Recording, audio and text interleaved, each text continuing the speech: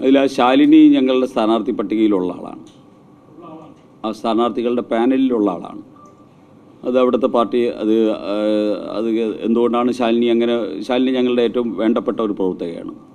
ശാലിനി അങ്ങനെ ഒരു സാഹചര്യം ഉണ്ടാക്കി എന്നുള്ളത് ഞങ്ങളുടെ പ്രവർത്തകരുടെ സംരക്ഷണയിലാണ് അവർക്ക് പശ്ചാത്താപമുണ്ട്, അതൊക്കെ വന്നു കഴിഞ്ഞു. അത് ശാലിനി സ്ഥാനാർത്ഥി പട്ടികയിലുള്ള ആളാണ്. സ്ഥാനാർത്ഥിയെ സംബന്ധിച്ച് ആ വാർഡിൽ അന്തിമ തീരുമാനം എടുത്തിട്ടില്ല. അതാണ്. അങ്ങനെ എന്തെങ്കിലും ഫീൽ ചെയ്തിട്ടുണ്ടാവും, ഞങ്ങളത് പരിശോധിച്ചുകൊണ്ടിരിക്കുകയാണ്. ശാലിനി ഞങ്ങൾക്ക് ഏറ്റവും വേണ്ടപ്പെട്ട ഒരു പാർട്ടി പ്രവർത്തകയാണ്. വർഷങ്ങളായിട്ട് പാർട്ടിയിൽ പ്രവർത്തിക്കുന്ന വളരെ നല്ലൊരു വനിതയാണ്. മഹിളാ മോർച്ചയുടെ മണ്ഡലം പ്രസിഡൻ്റായിരുന്നു, മഹിളാ മോർച്ചയുടെ ജില്ലാതല ചുമതലയുണ്ടായിരുന്നു.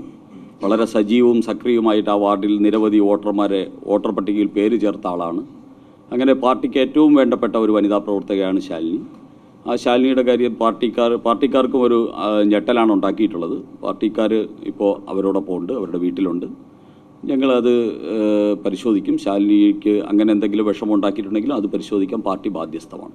അത് രാജീവ് ചന്ദ്രശേഖരനെ വ്യക്തിപരമായിട്ട് ഇത്രയും വലിയൊരു മനുഷ്യൻ, കേരളത്തിൻ്റെ വികസിത കേരളം എന്നുള്ള മുദ്രാവാക്യം വെച്ച് ഈ കേരളത്തിലെ പൊതുസമൂഹത്തിനിടയിൽ ഇത്രയും വലിയ അംഗീകാരം നേടിയ ഒരു മനുഷ്യരെ അധിക്ഷേപിക്കാൻ ഒരു രാഷ്ട്രീയ നേതാവ് ശ്രമിച്ചാൽ അത് തിരിച്ചു പറയാനുള്ള ചങ്കൂറ്റം പാർട്ടി BJP കേരളത്തിനുണ്ട്. അത് തിരിച്ചു പറഞ്ഞേ ഞങ്ങൾ മുന്നോട്ട് പോകും, അത്രയേ ഉള്ളൂ. അത് വേറെ വിഷയം. ഇവിടുത്തെ വിഷയം എന്ന് പറയുന്നത് ഞങ്ങൾ അനിലിൻ്റെ മരണവുമായിട്ട് ബന്ധപ്പെട്ടതും ദൗർഭാഗ്യകരമായിട്ടുള്ളതാണ്.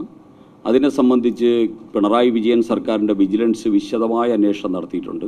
ആ സൊസൈറ്റിയിലെ എല്ലാ രേഖകളും പിണറായി വിജയൻ്റെ കയ്യിലുണ്ട്. ആ രേഖകൾ വച്ചിട്ട് അന്ന് വന്നിട്ടുള്ള അധിക്ഷേപങ്ങൾ എന്തൊക്കെയായിരുന്നു? BJPയുടെ നേതാക്കന്മാർ അവിടെ നിന്ന് കോടികൾ കൊണ്ടുപോയി, BJPയുടെ നേതാക്കന്മാരാണ് കുഴപ്പമുണ്ടാക്കിയത് എന്നൊക്കെ പറഞ്ഞാണല്ലോ എല്ലാവരും അധിക്ഷേപിച്ചത്. അവിടെയും പോയിട്ട് ശിവൻകുട്ടി വലിയ മുതലക്കണ്ണീരൊഴുക്കിയല്ലോ. എന്നിട്ട് അതിനെക്കുറിച്ചുള്ള അന്വേഷണം എന്തായി? BJPയുടെ നേതാക്കന്മാരാരെങ്കിലും അതിൽ അകപ്പെട്ടിട്ടുണ്ടോ? ഇനി ഉണ്ടെങ്കിൽ തന്നെ കോടികൾ കൊണ്ടുപോയിട്ടുണ്ടോ, ലക്ഷങ്ങൾ കൊണ്ടുപോയിട്ടുണ്ടോ? അന്വേഷണം പുറത്തു വരട്ടെ. ആ അന്വേഷണവും അത് അത്രയും ഉണ്ടായിരുന്നുള്ളൂ. പക്ഷേ ദൗർഭാഗ്യം, ഇത്രയും ബലഹീനമായിട്ടുള്ള ഒരു മനസ്സ് ആയിപ്പോയി അദ്ദേഹത്തിന് എന്നുള്ളത് ഞങ്ങൾക്ക് വിഷമമുണ്ട്. അദ്ദേഹം ആത്മഹത്യ ചെയ്യേണ്ട ഒരു സാഹചര്യം ഉണ്ടായിരുന്നില്ല. ഞങ്ങളുടെ വിലപ്പെട്ട മനുഷ്യനായിരുന്നു ശ്രീ അനിൽ, സംശയമില്ല. പക്ഷേ അദ്ദേഹത്തിൻ്റെ മരണത്തെയും ഞങ്ങളെ അധിക്ഷേപിക്കാനാണ് എല്ലാവരും ശ്രമിച്ചത്. അതിൻ്റെ ഒരു കാരണവും ഉണ്ടായിട്ടില്ല, അതിലൊരു വസ്തുത ഉണ്ടായിട്ടില്ല എന്ന് കാലം തെളിയിച്ചു. ഇതൊക്കെ അതുകൊണ്ടാണ് ഞങ്ങൾ പറയുന്നത്, മരണപ്പെടുന്നവരുടെ ശവശരീരത്തിൽ കയറി നിന്ന് രാഷ്ട്രീയം കളിക്കരുത്. അതൊരു മര്യാദയുള്ള ജനാധിപത്യമല്ല, അതൊരു അന്തസ്സുറ്റ ജനാധിപത്യമല്ല. നമുക്ക് ഇവിടെ എന്തൊക്കെ പറയാനുണ്ട്? വികസനത്തെക്കുറിച്ച് നമുക്ക് ഡിബേറ്റ് നടത്താമല്ലോ. ഈ നാടിൻ്റെ നന്മയ്ക്ക് വേണ്ടിയുള്ള കാര്യങ്ങൾ ചെയ്യാമല്ലോ. എന്തിനാണ് നമ്മൾ ഇതിനെയൊക്കെ കുത്തിത്തിരികി ഇവിടെ ഇങ്ങനെ BJPയെ അധിക്ഷേപിക്കാൻ ശ്രമിക്കുന്നത്? ഞങ്ങൾക്ക് കാര്യം മനസ്സിലായി.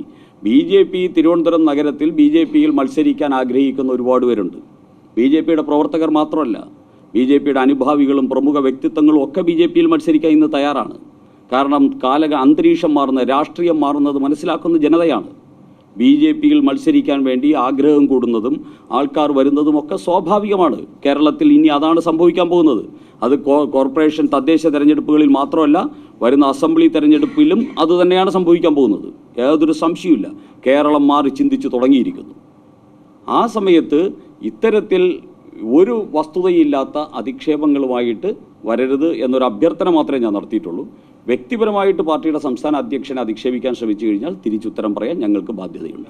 BJPയുടെ ചുമതലപ്പെട്ട പ്രവർത്തകരല്ല. അദ്ദേഹം അവസാനം ഇന്ത്യ മുന്നണിയോടൊപ്പമുള്ള ശിവസേനയിലാണ് ചേർത്തിരിക്കുന്നത്. അദ്ദേഹം പരിപാടികളിൽ പങ്കെടുത്തിട്ടുണ്ടാകാം, അതിനെക്കുറിച്ച് അതൊരു തർക്ക വിഷയമല്ല. പാർട്ടിയുടെ ചുമതല ഉണ്ടായിട്ടില്ല എന്ന് മാത്രമേ ഞാൻ പറഞ്ഞുള്ളൂ. അദ്ദേഹം പരിപാടിയിൽ പങ്കെടുത്തിട്ടുണ്ടാകാം, അതൊരു തർക്ക വിഷയമല്ല. പങ്കെടുത്തിട്ടുണ്ടെങ്കിൽ ഉണ്ട്, അതൊരു തർക്ക വിഷയമല്ല. പക്ഷേ പാർട്ടിയുടെ ചുമതലക്കാരനോ പാർട്ടിയുടെ ഒരു സ്ഥാനാർത്ഥി പാനലിൽ പ്രവർത്തകനായിട്ട് ഞങ്ങളുടെ മുമ്പിലൊന്നും വന്നിട്ടില്ല. അദ്ദേഹം പരിപാടി പങ്കെടുത്ത ഫേസ്ബുക്കിൽ പോസ്റ്റ് ഉണ്ടെന്ന് നിങ്ങൾ പറയുന്നു, അതേ ഞങ്ങൾക്കും അറിയാവൂ, അത്രേ അറിയാവൂ.